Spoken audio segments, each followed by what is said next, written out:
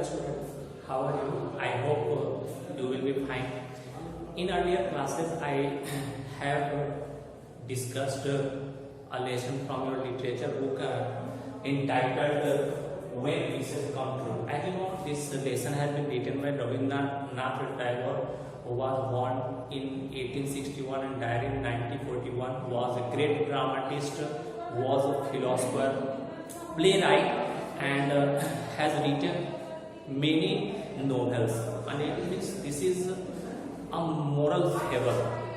Through this moral fable, he wanted to teach a moral lesson, and he wanted to convey a message to us. We must be satisfied what we have, what we are. And it means sometimes we started thinking, we consider, oh really we have nothing. No, and it means we are very unhappy with the situation, with the condition.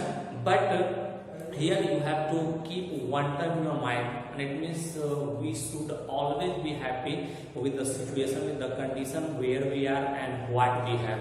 No, and it means here in the earlier classes I have told you the summary of this lesson कि कैसे एक व्यक्ति अपने इच्छा की पूर्ति की वजह से कितनी परेशानी झेलता है, कितना परेशान होता है। इसके लिए मैंने आपको एक दृष्टांत एग्जाम्पल भी दिया था कि एक राजा कैसे धनवान बनने की वजह से वह इस चीज को छूकर सोना में परिवर्तित करने वाली नहीं इच्छा भगवान से ले लेता है, और इसके वजह से उसे कितनी परेशानियों का सामना करना पड़ता है। एकदम वैसा ही आप यहाँ देखोगे। यहाँ जैसा कि आपने देखा सवल और सवल चंद्र और उनके बेटा का नाम सुशील चंद्र है। दोनों जो है आप देखोगे सवल चंद्र पिता और सुशील चंद्र बेटा है, और दोनों के जो कैरेक्टर को देखोगे, दोनों की जो इच्छाएं देखोगे, उनकी इच्छा की वजह से उन्हें कितना परेशानी का सामना करना पड़ता है। पिता जैसा कि नाम है सबल का मतलब स्ट्रॉन्ग नहीं, और सुशील का मतलब gentle and quite, but both are contrary to their names, and it means simply you will see and it means see many person in the society, they also act, they also behave according, and it means contrary to their names. You will also see the same instance, same example here. Sabal मतलब strong and Suशील means शांत और गंभीर, लेकिन दोनों अपने नाम के विपरीत थे, बिल्कुल एडवर्स थे। सबल का मतलब मजबूत, लेकिन वह शारीरिक रूप से बहुत कमजोर थे। पिताजी में शारीरिक रूप से बहुत कमजोर थे, उनको गठिया का बीमारी था, बहुत सारी परेशानी थी, और कई बार वो अपने पुत्र सुशील के नटखट व्यवहार को देखते हैं, उसके मिसबिहेविंग को देखते हैं, उसे पकड़ना चाहते हैं।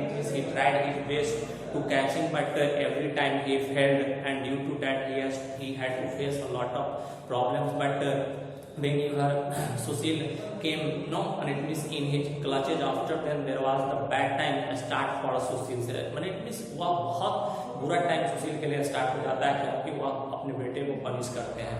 तो इट मीन्स और बेटा के बारे में जैसा कि मैंने आपको बताया कि सुशील इट मीन्स जो शांत हो, नम्र हो, लेकिन वो अपने स्वभाव से एकदम एडवांस था। वह सुबह जगता, अपने पड़ोस में जाता, बच्चों के साथ बदमाशी करता, और इसके वजह से कई बार कई कंप्लेन पिता के पास आते हैं, और पिता अपने बेटे से परेशान हो जाते हैं। तो यहाँ आपको आज कुछ क्वेश्चन दिया जाएगा, और उस क्वेश्चन को सॉल्व करना है कि कैसे पिता और पुत्र जो है वो अपने नाम से बिल्कुल विरुद्ध है, विपरीत है।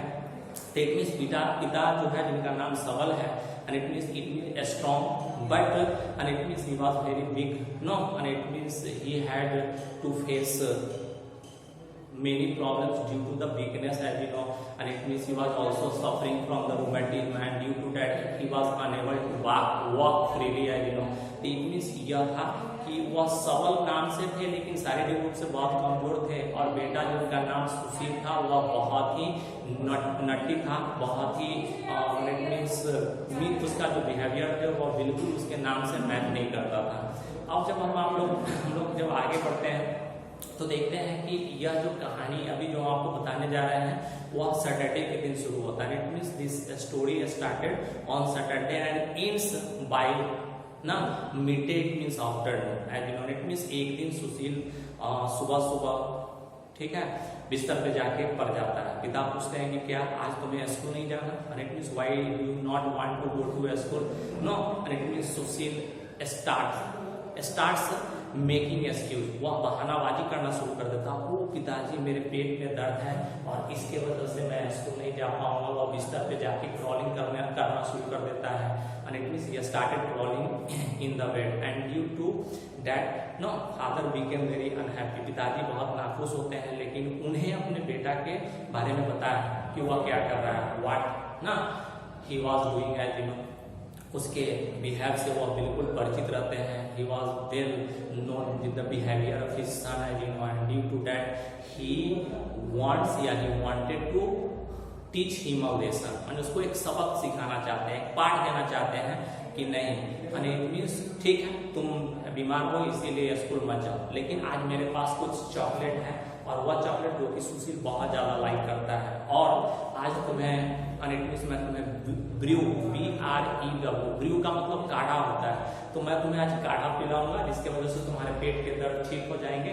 और सुशील को वह चॉकलेट छोड़ना और काढ़ा पीना बिल्कुल नापसंद रहता है, नागवार लगता है और वह एकदम से नहीं तक्षण बोल देता है नहीं father I want to go to school, मैं स्कूल जाना चाहता हूँ। लेकिन पिताजी उसे लेसन देना चाहते हैं, उसे पनिश करना चाहते हैं और इसीलिए and it means he prepared ना a ball of blue and forced him to take it as you know. And it means और उस फोर्स के वजह से, उस दबाव के वजह से सुशील को वह काढ़ा पीना पड़ता है, ठीक है। और तो एंड इट मीन्स अब आपको एक क्वेश्चन का जवाब देना है, why did Sushil Chandra not नहीं want to go to school, what excuses did he give? It means वह स्कूल क्यों नहीं जाना चाहता था? तो उस दिन स्कूल में ज्योग्राफी के क्लास थे और ज्योग्राफी उसके लिए no and it means this was the dreaded class. वो भय पैदा कर देने वाला क्लास था, उसके मन में सीगन पैदा कर देने वाला क्लास था, जिसके वजह से वो स्कूल नहीं जाना चाहता था। एंड बगल में नहीं नेबर्स एक पड़ोस के यहाँ फायरवर्क जो कि सामने डिस्प्ले किया जाना था, पटाखे जलाया जाना था सामने और उसकी वो प्रिपरेशन को देखना चाहता था। तो वजह क्या था? स्कूल में ज्योग्राफी के क्लास होने थे जो उसके लिए भय उत्पन्न करता था, जिसमें उसका बिल्कुल इंटरेस्ट नहीं, was not interested in geography and due to that he wanted to stay at home and the another reason was that and it means there was the preparation of the firework in the neighborhood and that no and due to that he wanted to see each and every preparation that was going there and it means यह दो वजह थे जिसके वजह से वह school नहीं जाना चाहता था। और वह बहाना क्या बनाया स्कूल नहीं जाने का? तो पिताजी मेरे पेट में बहुत दर्द है और मैं स्कूल नहीं जा पाऊंगा। लेकिन पिता उसकी आदत से टोटली नहीं अभ्यस्त थे, उसकी आदत को जानते थे, वह क्या स्कूल बना सकता है वह जानते थे और इसके वजह से उन्होंने उसे पनिश करना चाहा, उसे लेसन सिखाना चाहा। अब हम लोग थोड़ा सा और आगे बढ़ते हैं।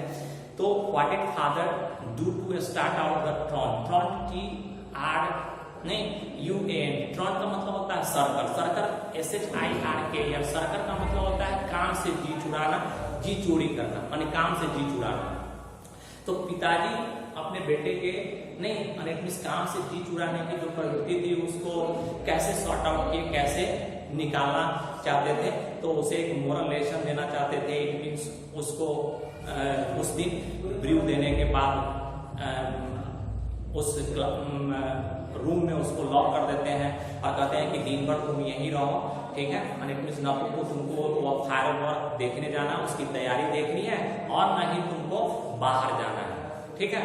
और वह अपने रूम में बैठे हुए सारा दिन गुजार देता है रोते हुए बिलखते हुए कि वो काश, और वह विश भी करता है, वह विश करता है कि वो काश मैं अपने पिता के बराबर हो जाता।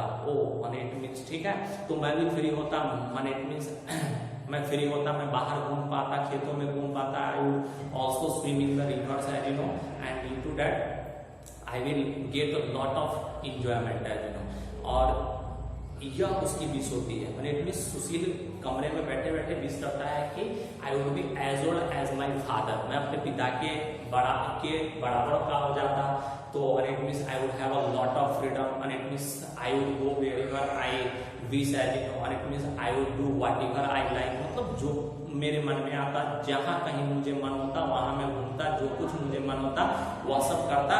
यह सुशील को पनिश किए जाने के बाद वह रूम में ऐसा विश कर रहा है और बाहर बरामदा में पिताजी मैट बिछाए हुए और वो भी विश कर रहा है कि वो काश मैं छोटा होता।